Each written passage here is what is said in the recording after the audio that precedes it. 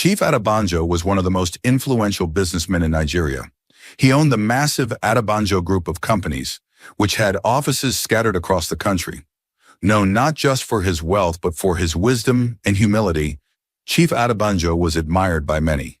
Yet nothing made him prouder than his only son Tunde. Tunde had spent years studying medicine abroad. He was not just intelligent, but kind and undeniably handsome. Tall with smooth caramel skin, soft curls, and a magnetic smile that left women breathless. Yet Tunde was different. He wasn't searching for flattery or fleeting attraction. He longed for something real. Love untainted by wealth. One bright afternoon, Chief Adebanjo called his son. "My son," he said, his voice warm and proud, "you've made me proud. Don't forget your promise.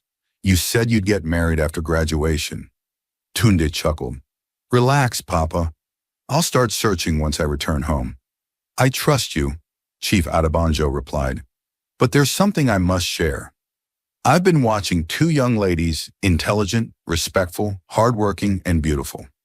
They both work in my company. I think either could make a good wife."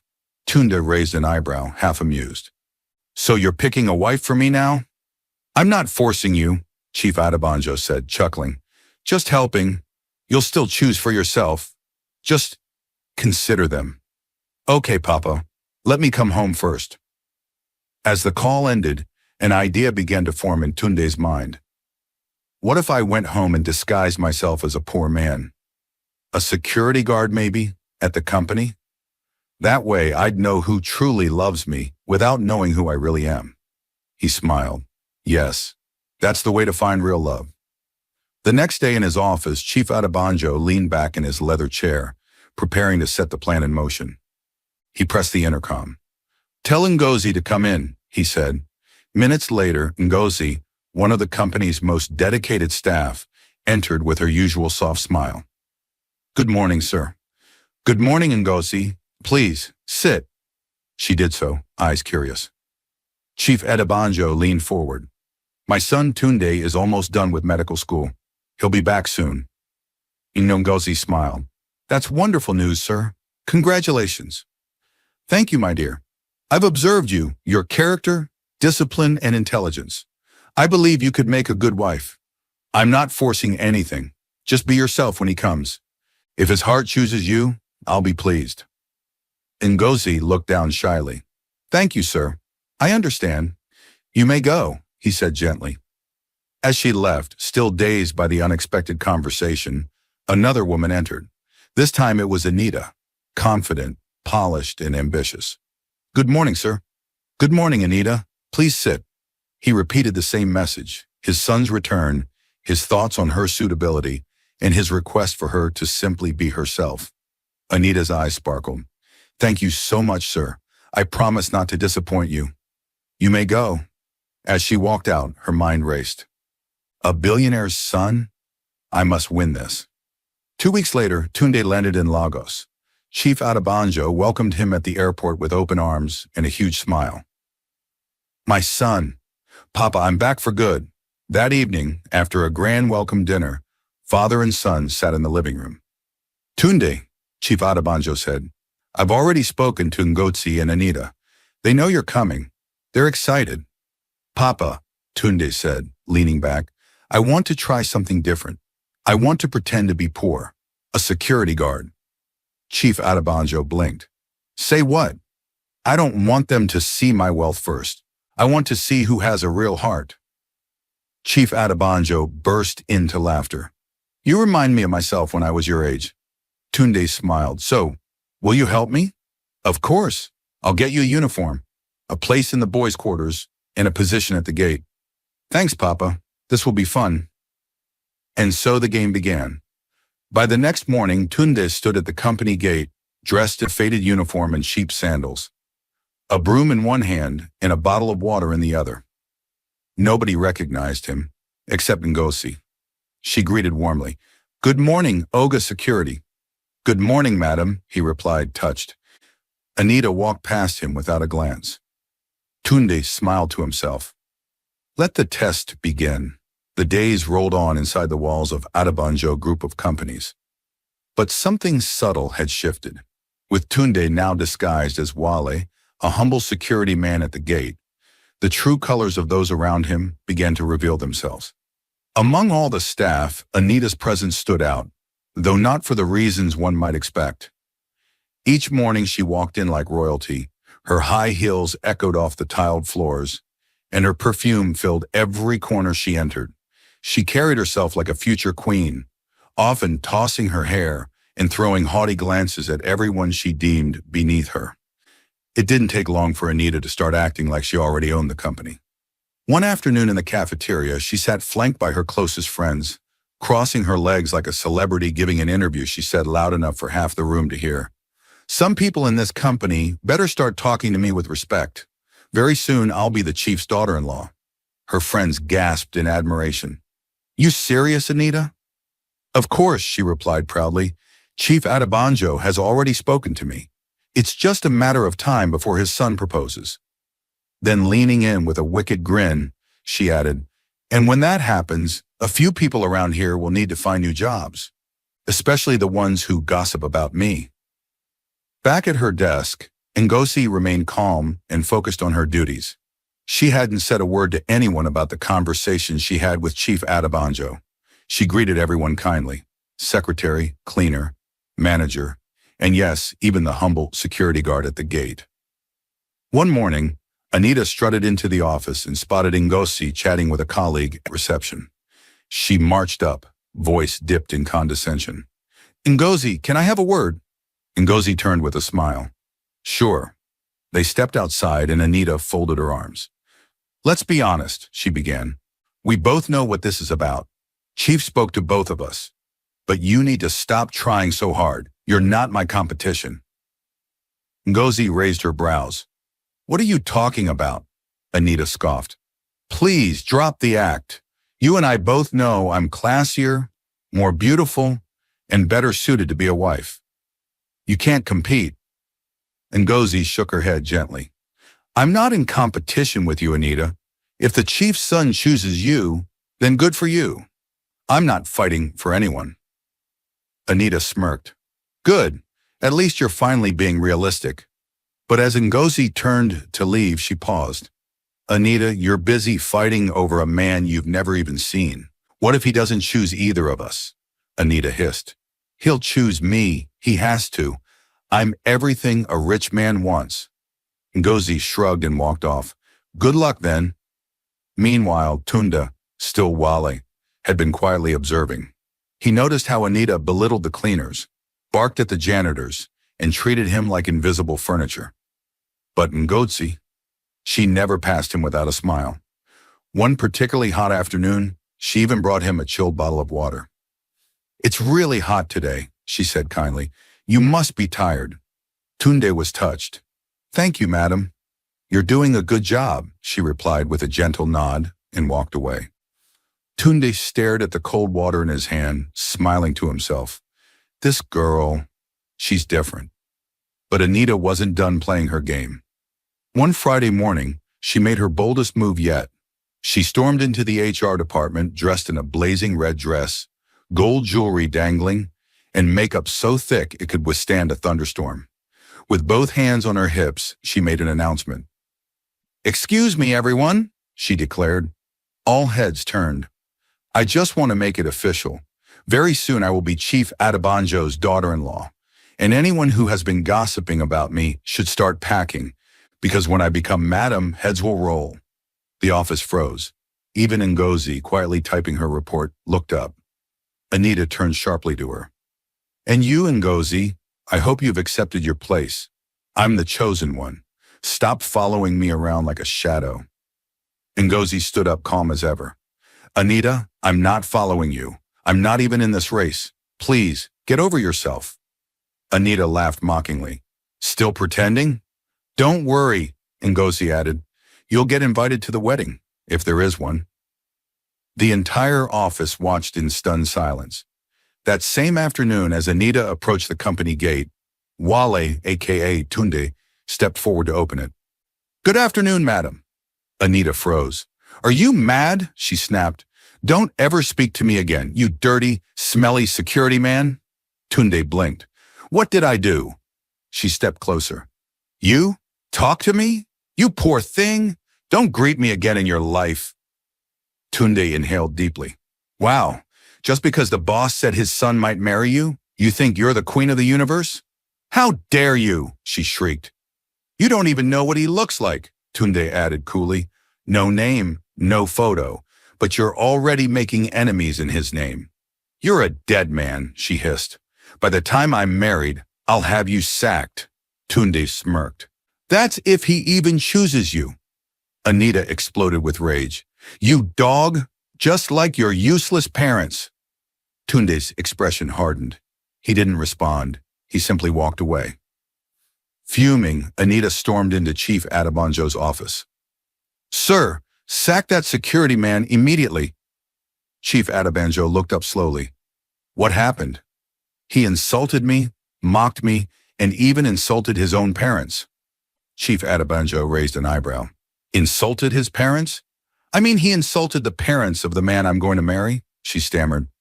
The chief paused for a moment, then said softly, Anita, I'm sorry.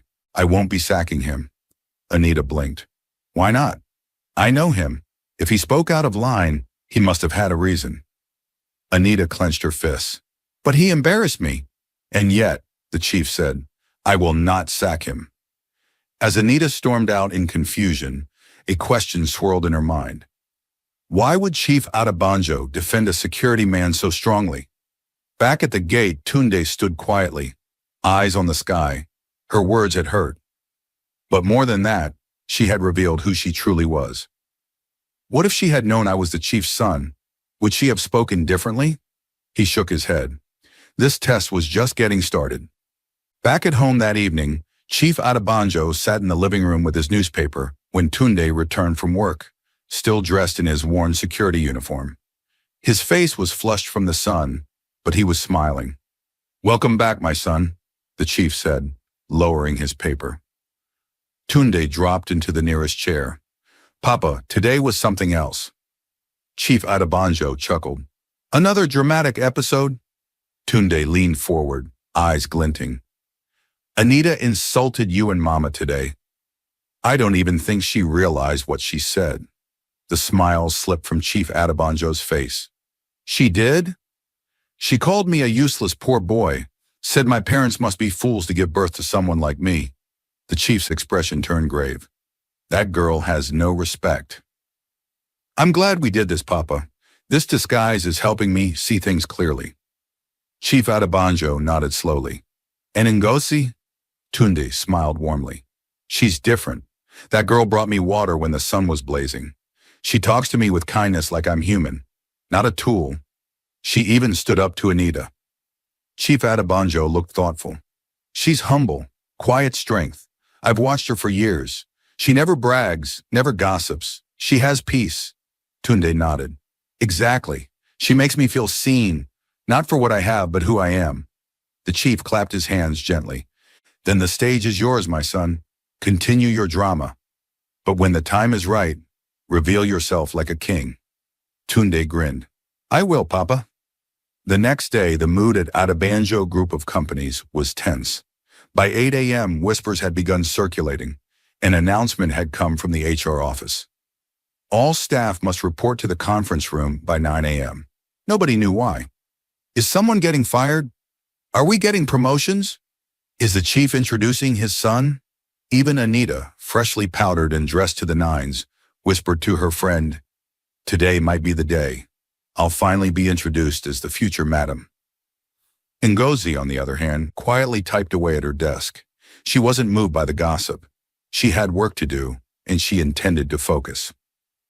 At exactly 9 a.m., everyone gathered in the large conference room. A long glass table stretched down the center, surrounded by office chairs. All eyes turned to the door. Then came the sound of tapping, the chief's signature walking stick. Chief Adebanjo entered, dressed in his regal white agbada and red cap, his presence commanding instant silence. Good morning, my children, he greeted. Good morning, sir, the staff echoed. Please sit, everyone obeyed. I want to thank you all for your years of hard work and loyalty. For over 3 decades, this company has grown through sweat, pain, and prayer. Today, we stand as one of Nigeria's finest. A soft round of applause followed. But, the chief continued, the time has come for me to step aside. Gasps rippled across the room. I've officially retired.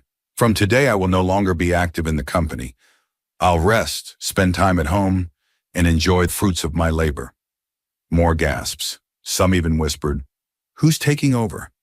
One department head raised a hand. "Sir, who will lead the company now?" Chief Adebanjo smiled faintly. "My son, as many of you know, is studying medicine abroad. He'll return soon, but until then I've appointed someone to act on my behalf." Eyes darted around the room. Anita sat up straighter, her mind already writing her victory speech. Sir, the person has already been chosen," Chief Adebanjo said, "and you'll meet him very soon." Anita raised her hand boldly. "Sir, if I may ask, when is your son returning?" "Very soon," the chief answered, his eyes twinkling. She beamed proudly, whispering to her friend, "It's happening." Ngozi sat quietly, head bowed. She wasn't chasing anyone's son. She just wanted to do her job well.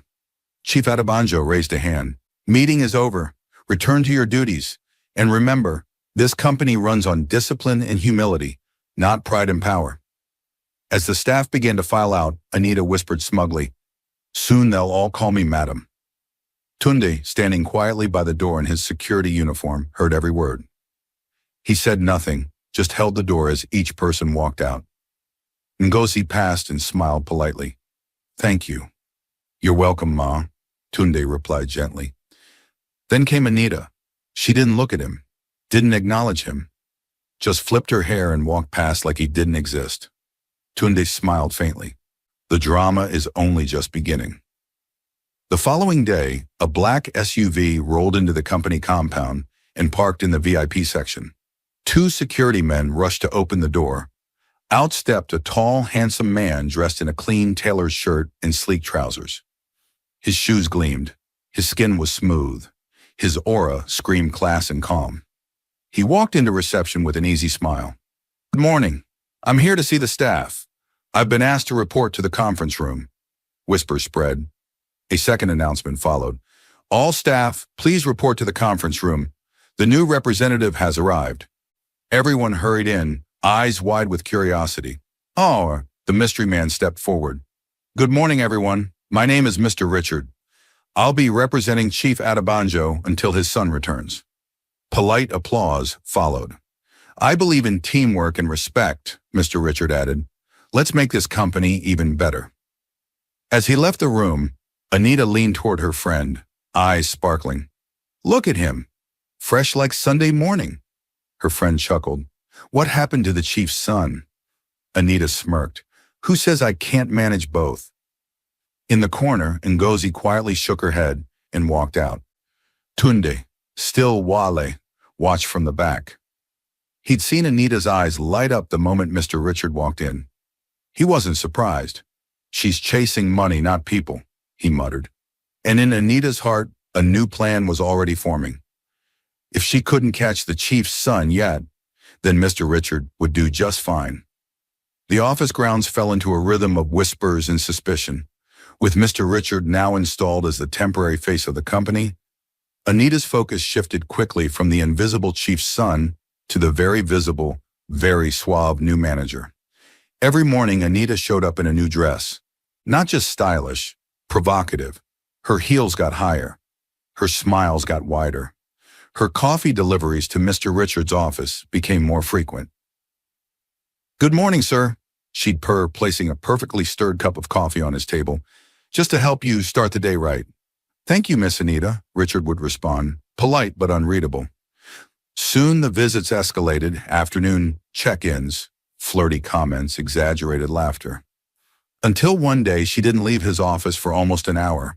By evening, Anita called her closest friend with excitement. "Guess what? Richard and I, it's official now." Her friend gasped. "But I thought you were after the chief's son." Anita rolled her eyes. "Please, I've waited long enough. This one is here, fine, rich, and within reach. I'm smart enough to catch both if the opportunity comes. Anita, that's dangerous. I don't care, she said confidently. I must marry rich. I'm too fine to be broke in this life. But what Anita didn't know was this. Mr. Richard was no fool. He was playing along, but he wasn't playing alone. He was secretly working for Chief Adebanjo and Tunde, watching everyone, especially her. Meanwhile, the real story was unfolding at the gate. Each passing day, Wale and Ngosi's bond grew deeper. Though their love was secret, their glances were not. A gentle smile here, a shy wave there, a quick note exchanged with a folded paper. They were careful, very careful. Tunde was happier than he'd ever been. And yet there was something else blooming inside him, a need to tell her the truth. But not yet. Not until he was sure she loved the man, not the name. That evening, as most staff packed up to go home, Tunde saw Ngozi exiting the building. Her bag was slung over one shoulder, her stride calm, confident. He took a deep breath. It was now or never. Ngozi, he called softly. She turned, smiling.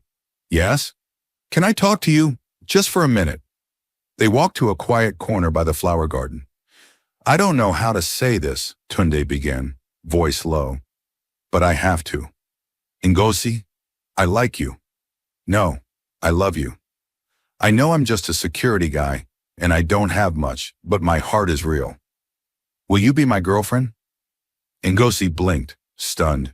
For a second, the world went still. Then she smiled gently. I like you too, Wale. I've liked you from the beginning. I just waited for you to say something first. You did. Tunde's eyes widened. Yes, I used to watch you from the window, the way you worked so quietly, so respectfully. You're not like other men. Tunde laughed in disbelief. I thought I was wasting my time. Ngozi nodded, then added, but there's a problem. Tunde's smile faltered. The chief's son? Yes, she said. If we're caught, we could lose our jobs. Tunde looked her in the eye. You don't care? I don't, she said firmly. Jobs can be replaced. Love like this can't. I don't want to throw it away. Tunde's heart melted. He took her hand. Then we keep it private, between us. No one must know. Not yet. Ngozi nodded. Especially not Anita. Tunde raised his hand like a scout. I promise. They walked hand in hand to the gate, hearts soaring. But not far away, shadows stirred. Anita had started noticing things. How Ngozi's smile lingered when she passed Wale, how they exchanged eye contact a second too long. One afternoon, she stood by the window watching closely. Something's going on, she thought. That evening, she called a janitor who owed her money. Follow that gate man, she ordered. Find out what he's up to. If I'm right, they're hiding something. Madam, the cleaner hesitated. What if he catches me? Do you want your money or not? Yes, madam, I'll do it. Later that evening, after the offices were empty and the compound silent, the cleaner slipped behind a wall near the back gate. Moments later, she saw it. Ngozi and Wale standing close, talking, then kissing. She gasped and ran off unnoticed. The next morning, she rushed to Anita's desk. Madam, I saw them. I saw everything. Anita jumped. They're dating? Yes, I saw them kiss. Anita's smile twisted into something wicked. Ngozi, you snake, you've been hiding all this. Madam, report them. Get them fired. I will, Anita growled. Today, I'm going straight to Chief Adebanjo's house. And I didn't see anything, Robbie? The cleaner asked nervously. You saw nothing. Keep your mouth shut. Anita grinned. Very soon, those two will be jobless, and I'll finally be the one and only madam. The air was unusually heavy in the HR department that afternoon. Ngozi sat behind her desk arranging files when Anita burst in like a hurricane. Her heels slammed against the tiles. Her eyes blazed. I caught you, she shouted, pointing a trembling finger. Ngozi looked up, calm and collected. Caught me doing what, Anita? You and that filthy gate man? You thought you could hide it, didn't you? I saw you two, kissing behind the building like teenagers. Ngozi stood up slowly, her voice even. And so? Anita blinked. And so? You're done. You'll be fired. I'm going to tell Chief Adebanjo everything. Ngozi didn't flinch. Instead, she walked around the desk and looked Anita straight in the eye. Then I guess I'll have to tell him what I know too. Anita's smirk disappeared. What do you mean? I know about you and Mr. Richard, Ngozi said softly. I've seen you sneaking into his office. I've heard how you leave his place late at night. Should I describe the pink robe you wore last Thursday when you left his compound? Anita staggered back a step. You're lying. Ngozi's eyes didn't move. Try me. Go and report me, Anita, and I'll tell the chief everything. Anita's fist clenched. You'll do no such thing. You're nothing. A nobody pretending to be righteous. And yet here you are, Ngozi said, screaming because you're scared. I will marry the chief's son, Anita spat. You and your poverty-stricken boyfriend will be gone soon. Watch and see. Ngozi smiled faintly. You're in love with a name, Anita, not a man. Anita rolled her eyes. You're dating a gate man, for crying out loud. Do you know how foolish that makes you look? And yet, Ngozi replied, I sleep peacefully at night. Can you say the same? Then she added, you're chasing two men at once, one for status, one for pleasure. But a dog that chases two bones ends up with none. Anita's lips trembled with rage. Keep talking, Ngozi. You'll regret this. No, Ngozi said, walking past her. You will. That evening, Ngozi sat in her small apartment, hands trembling slightly as she picked up her phone. She dialed Chief Adebanjo's number. Good afternoon, sir. Ah, Ngozi, came his calm voice. How are you, my dear? I'm well, sir. I just wanted to inform you respectfully. I'm no longer interested in your son. Silence. I've found someone else. I'm in love with Whaley. A pause, then. Thank you for your honesty, my dear. I'd like to see you at my house this weekend. Ngozi's heart steadied. I'll be there, sir. Meanwhile, Anita was also on the move.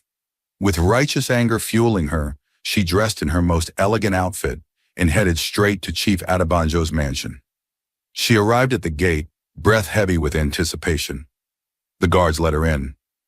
Inside, the chief was reading in his favorite chair when she stormed into the living room.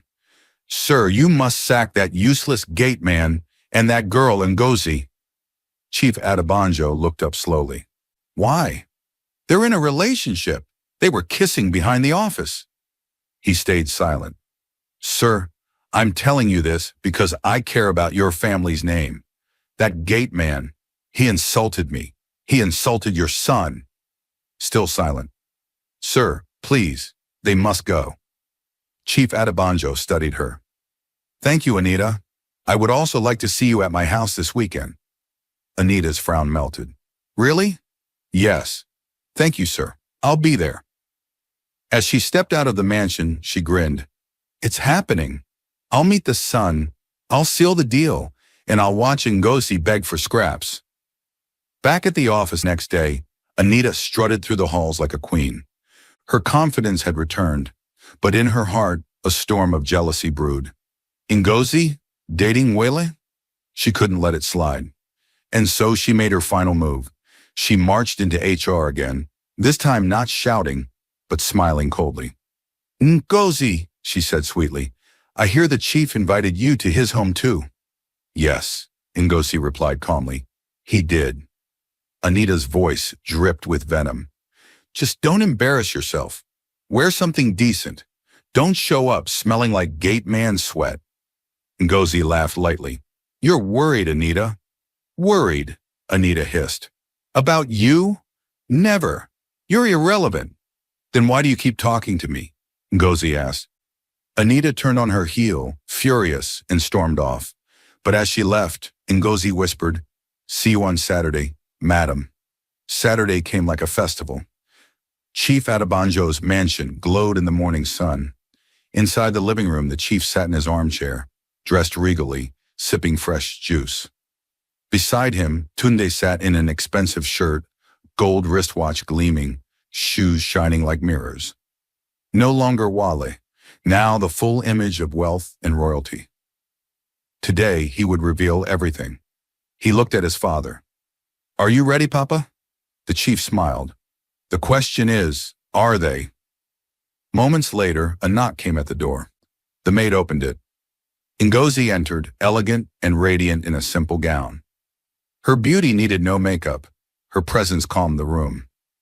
Good afternoon, sir, she greeted. Chief Adebanjo stood and hugged her warmly. Welcome, my daughter. Then Tunde rose. Ngozi, he said. She turned. Her eyes widened. She froze. Tunde, he smiled. Yes, I'm not Wale. I'm Tunde Adebanjo, Chief's only son. Ngozi's hand flew to her mouth. You? You're the son? Yes, he said, and I had to know who truly loved me. Thank you for loving me without knowing who I was. Tears welled in her eyes. I'm glad I followed my heart, she whispered. Before any more could be said, another voice echoed from the hallway. Good afternoon, Daddy. Anita burst into the room in a red gown tighter than her morals, gold earrings swinging, makeup caked on like war paint. She stopped in her tracks. She saw Tunde, then turned to the chief. Then back to Tunde. Her face twisted. What is this gate man doing here? She barked. Why is he wearing these clothes? Tunde smiled calmly. Nice to see you too, Anita. She blinked. No, you can't be the son. Tunde stepped forward. I am. I'm the same man you insulted, mocked, and treated like trash. Anita's voice cracked. Sir, tell me he's joking. Chief Adebanjo stood. He's not.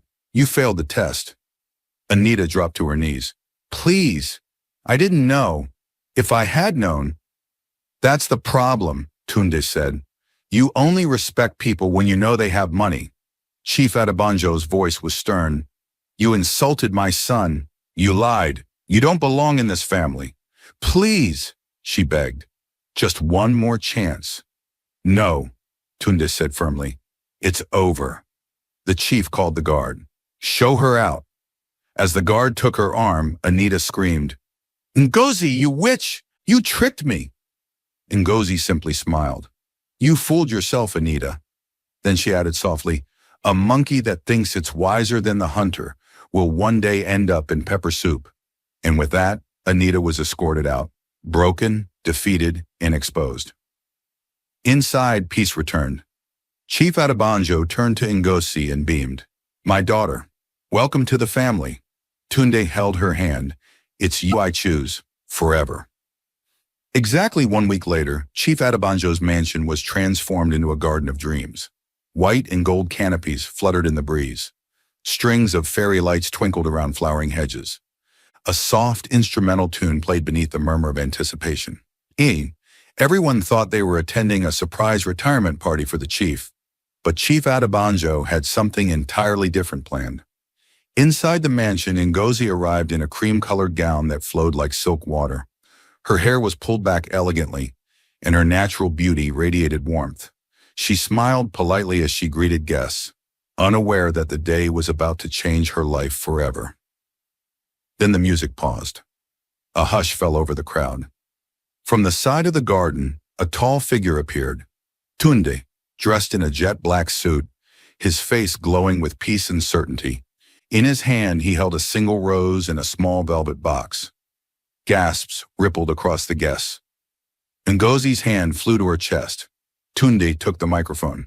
The day I met you, Ngozi, I wore a faded uniform and rubber sandals, he said, voice steady, but you treated me like a king. He walked slowly toward her. You saw my heart before you saw my name. You gave me water on a hot day. You spoke to me with dignity when no one else would. The crowd was silent. Eyes glistened. That's why today, he dropped to one knee and opened the box, revealing a diamond ring that caught the light like a star. I want to ask you, here in front of everyone I love, will you marry me? Ngozi gasped. Her hands trembled. Then she whispered, then shouted, Yes, I will. Cheers erupted. Applause thundered across the garden. Tunde stood, slid the ring onto her finger, and pulled her into a tight, emotional embrace. Chief Adebanjo wiped a proud tear from the corner of his eye. That's my son. 3 months later, Lagos was buzzing. The Adebanjo family had spared no expense. The wedding of Tunde and Ngozi was hailed as the event of the year. It was held in a cathedral decorated with white orchids and gold-trimmed drapes. Royal blue Asoebi lit up the venue. The guest list included governors, celebrities, and business magnates from all over the country. As the bride walked down the aisle, her beauty took everyone's breath away. Her gown shimmered like moonlight, her steps light and sure. At the altar, Tunde's eyes locked with hers, and in that moment, nothing else existed. I, Tunde Adebanjo, he said, choose you, Ngozi, not just because you saw me when I was invisible, but because you made me feel visible. Ngozi, voice thick with emotion, replied, I choose you not for the crown you wear, but for the heart you showed me when you had nothing. Vows were exchanged. Rings were placed. Tears were wiped. Cheers roared. They were declared husband and wife. Meanwhile, at the gate of the cathedral, a figure in black sunglasses and forced smiles arrived. Jessica, dressed in a tight black dress like a mourner at her own loss, tried to enter. The chief's security team stepped forward.